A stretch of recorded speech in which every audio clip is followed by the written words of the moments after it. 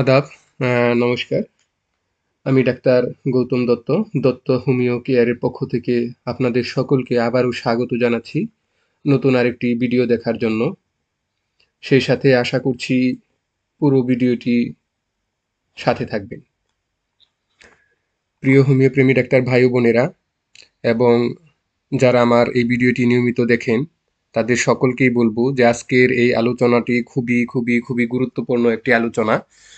কারণ এই বর্তমান এই সময়ে দেখা যাচ্ছে যে এই বসন্ত, যেটা আমরা বলি চিকেন পক্স বলি, বা এই জল বসন্ত, এই বসন্ত হবার প্রবণতাটা সবচাইতে বেশি আমরা খেয়াল করছি। তো এই বসন্ত মূলত দুই ধরনের হয়। জল বসন্ত হয় এবং আরেকটা হচ্ছে যে গুটি বসন্ত হয়, যে স্মল পক্স এবং চিকেন পক্স। তো আজকে আলোচনার বিষয়টা হচ্ছে যে আমার জল বসন্ত। এটা দেখা যায় যে একটা ভাইরাস, দুইটাই ভাইরাস জনিত একটি সংক্রমণ। আর এইটা মূলত কি ঔষধ খেলে এবং হোমিওপ্যাথিতে কি ঔষধ আছে এই জল বসন্ত নিরাময়ে, সেই বিষয়ে আলোচনা করব এবং এই ক্ষেত্রে আপনি কি করবেন, এই সমস্ত বিষয় নিয়ে আজকে আমি আলোচনা করব। তো এই জল বসন্তটা মূলত, যে চিকেন পক্স, এটা মূলত হারপিস ভাইরাস গ্রুপের এক ধরনের যে সংক্রমণ, সেটাকে ভ্যারিসেলা এক ধরনের ভাইরাস আছে, সেই ভাইরাস দ্বারা সেটা সংক্রমিত হয়। তো এই জল বসন্ত বা পানি বসন্তর জ্বরটা অতি মৃদুভাবে প্রকাশ পায় এবং গুটিগুলো দেখা যায় যে চেপটা না হয়ে, মানে জলপূর্ণ বা ফুসকা আকারে এটা বড় বড় দেখা যায় এবং সমস্ত শরীরে গুটি বের হয়। হাত পা মুখে সাধারণত একটু কম থাকে, কারো কারো হয়। এটি তেমন মারাত্মক নয়। গা না হলে, যদি গা না হয়, তো এটা দেখা যায় যে 7 থেকে 10 দিন বা 5 থেকে 10 দিনের ভিতরে এটা সম্পূর্ণ নিরাময় হয়ে যায়। তো এই ক্ষেত্রে আমি বলবো যে আপনি কি ঔষধ, কোন পদ্ধতিতে কোন ওষুধটা খাবেন, এই বিষয় নিয়ে এখানে আমি বিস্তারিত আলোচনা করার চেষ্টা করেছি। আর লক্ষণ হিসেবে যেটা আমি এখানে বলবো, যে প্রথম অবস্থায় যে বিষয়টা রোগীর ক্ষেত্রে দেখা যায়, যে সেটা হচ্ছে যে তার একটু জ্বর থাকে, 100 ধরেন 3 অথবা 4 মাত্রায় রুগীর জ্বর থাকে। যদি তারও বেশি যদি হয়, রুগী প্রলাপ বকে এবং তার গায়ে খুব ব্যথা থাকে, জ্বর আসার সম্ভব, ব্যথা অনুভব করে জ্বরের সাথে সাথে, এবং 2-3 দিন পর পর দেখা যায় যে গায়ে বসন্তগুলা বের হয়। 2 থেকে 3 দিন পর্যন্ত, কারো কারো দেখা যায় 4 দিন পর্যন্ত বসন্তগুলা বের হয়। এবং দেখা যায় যে গুটিগুলা যদি বের হলে দেখা যায় যে জ্বরটা কিছুটা কমে যায়। গুটি বের হওয়া শেষ হলে এই তার জ্বর হবার যে প্রবণতাটা, সেটা কিছুটা কমে যায়। তো এই ক্ষেত্রে আমি যে প্রথম যে মেডিসিনটাকে এখানে অন্তর্ভুক্ত করেছি সেটা হচ্ছে রাস্টক্স। এই রাস্টক্সটাকে এই বসন্তের সবচাইতে আমি বলবো যে রাজা ওষুধ হিসেবে অনেকেই চিহ্নিত করে এবং অনেকেই এটা এভাবে ব্যবহার করে। রাস্টক্সটা মূলত হচ্ছে একটা শীত কাতর একটা মেডিসিন। রাস্টক্সের রোগীটা মূলত শীতে কাতর থাকে। তার যে লক্ষণগুলা যেটা থাকে, যে ফুসকাগুলা কেমন থাকে, যে জলপূর্ণ ফুসকা থাকে, জ্বর এবং মুখের কোণে ঘায়ের সহিত। যে শুষ্ক যদি কাশি থাকে, এক্ষেত্রে আমরা রাস্টক্স বিবেচনা করতে পারি।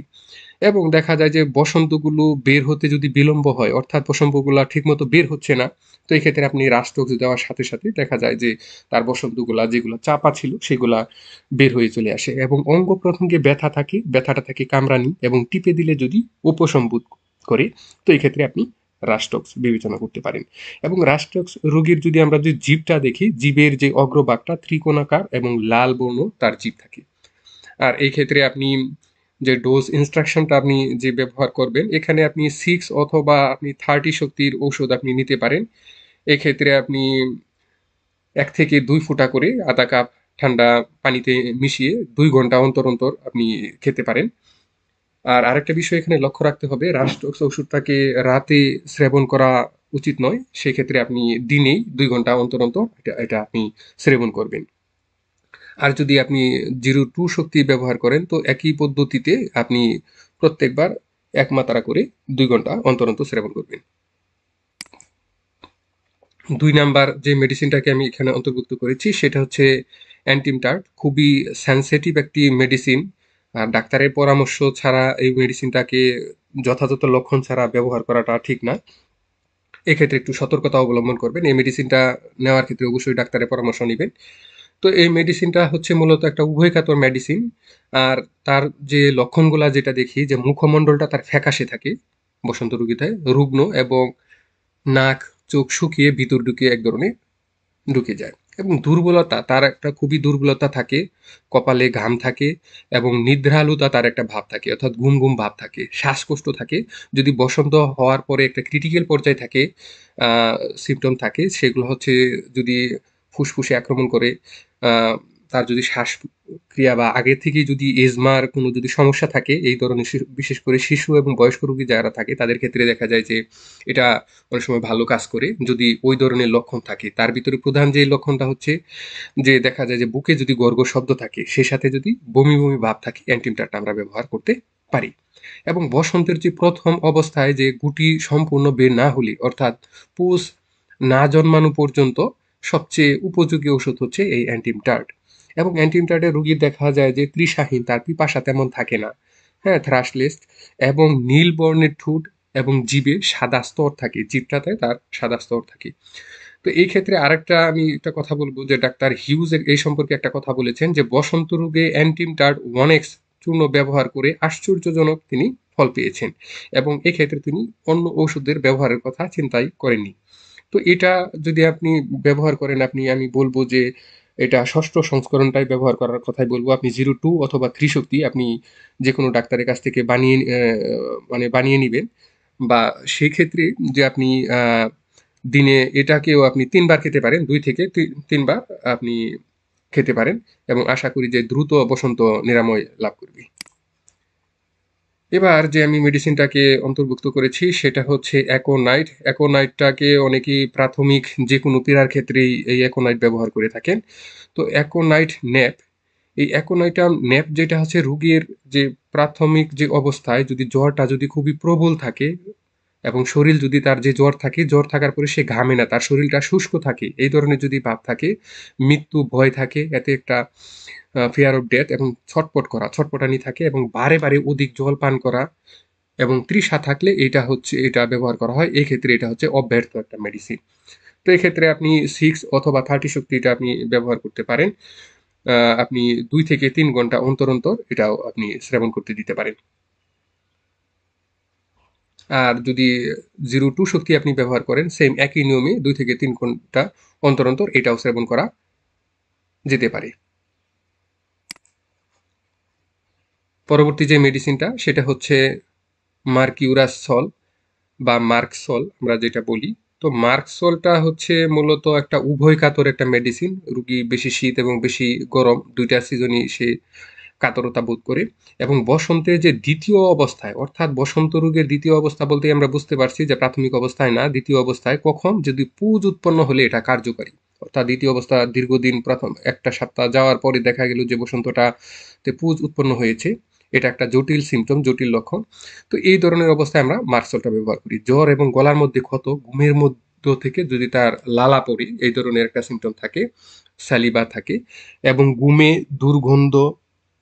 মুখে দুর্গন্ধ এবং জিহ্বাটা তার বড় এবং পুরো, দাঁতের ছাপ থাকে। রাতে এবং ঘামে তার বৃদ্ধি, সূচ বৃদ্ধতে ব্যথা থাকে, প্রচুর ঘাম থাকে। এই মার্কস সলের রুগীর মানে ঘামটা থাকে শরীরে অত্যাধিক, এবং ঘামে মিষ্টি গন্ধ, এবং কাপড়ে দেখা যায় যে হলুদ দাগ পড়ে। ঘুমের মধ্যে মুখ থেকে লালা জোরে, যেটা আমরা আগেই একবার বলেছি, এবং ডান পাশে সে শুতে পারে না, এই ধরনের একটা লক্ষণ থাকে। তো এই লক্ষণের ক্ষেত্রে আপনি মার্সল যেভাবে আপনি ব্যবহার করবেন, আপনি 3 অথবা 6 পটেন্সি অথবা 30 পটেন্সি, তিনটার যে কোনো একটা পটেন্সি আপনি দিনে 3 বার আপনি সেবন করতে পারেন। এটা অবশ্য রাত্রে সেবন না করাই সবচেয়ে ভালো। আর যদি আপনি 02 শক্তি ব্যবহার করেন তাহলে 1 থেকে 2 বার আপনি সেবন করতে পারেন। সর্বশেষ যে মেডিসিনটাকে এখানে আমি অন্তর্ভুক্ত করেছি সেটা বসন্ত রোগের ক্ষেত্রে খুবই খুবই গুরুত্বপূর্ণ একটা মেডিসিন, যেটাকে বসন্তের অ্যান্টিডোট বা বসন্তের প্রতিষেধক হিসেবে, ওষুধ হিসেবে এটাকে চিহ্নিত করা হয়। সেটা হচ্ছে সারাসিনিয়া। তো এই সারাসিনিয়াটা মূলত হচ্ছে বসন্তের একটি প্রতিষেধক হিসেবে আমরা এটা ব্যবহার করি। আরেকটা বিষয় এখানে সবচেয়ে বেশি ব্যবহার করা হয়, যে সে বসন্তের দাগ যেটা থাকে, যে দাগগুলা মেলানোর ক্ষেত্রে এই সারাসিয়ানাটা আমরা ব্যবহার করতে পারি। এবং এটা করাতে দেখা যায় যে গুটিকা এবং পুঁজ সৃষ্টিতে বাধা সৃষ্টি করে। এটা যদি একমাত্রা যদি আমরা সেবন করি, তাতে রোগীর দেখা যায় যে এই পুঁজ হওয়ার সম্ভাবনাটা কম থাকে, এবং গুটি হওয়ার সম্ভাবনাটা কম থাকে।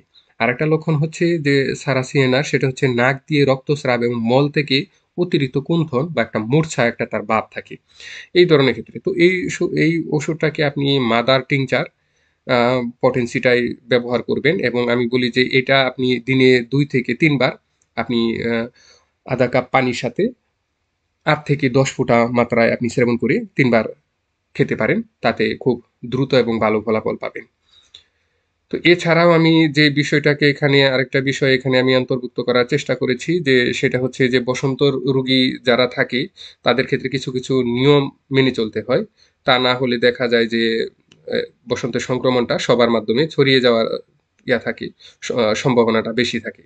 তো এই ক্ষেত্রে অবশ্যই রোগীকে বলবো যে মশারির ভিতরে থাকার জন্য, কারণ এটা একটি ছোঁয়াচে রোগ, এবং রোগীর বিছানাপত্র যেটা আছে সেটাকে খুব পরিষ্কার পরিচ্ছন্ন রাখার চেষ্টা করতে হবে, রোগীকে পরিষ্কার পরিচ্ছন্নতা থাকার চেষ্টা করতে হবে, এবং রোগীকে আলাদা ঘরে থাকার ব্যবস্থা করতে হবে। তার বিছানাপত্রটা ধরেন ব্লিচিং পাউডার অথবা কি বলে লাইজল বা এই ধরনের মানে অ্যান্টিসেপটিক যেগুলো আছে সেগুলো দিয়ে আপনি পরিষ্কার করতে হবে।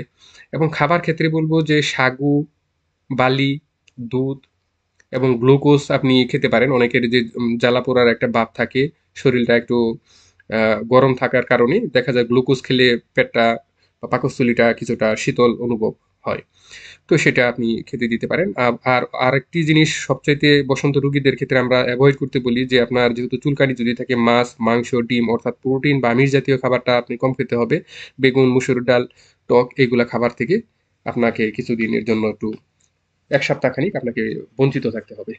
তো এই হচ্ছে মূলত আজকের আলোচনা। আশা করছি আজকের আলোচনাটা যদি আপনাদের ভালো লাগে, তো অবশ্যই আমার চ্যানেলটিকে লাইক এবং সাবস্ক্রাইব করতে ভুলবেন না। সেই সাথে অন্যকে দেখার জন্য অবশ্যই ভিডিওটিকে শেয়ার করবেন। আর আজকের আলোচনা এই পর্যন্তই। পরবর্তী ভিডিও দেখার আমন্ত্রণ জানিয়ে শেষ করছি। ভালো থাকবেন।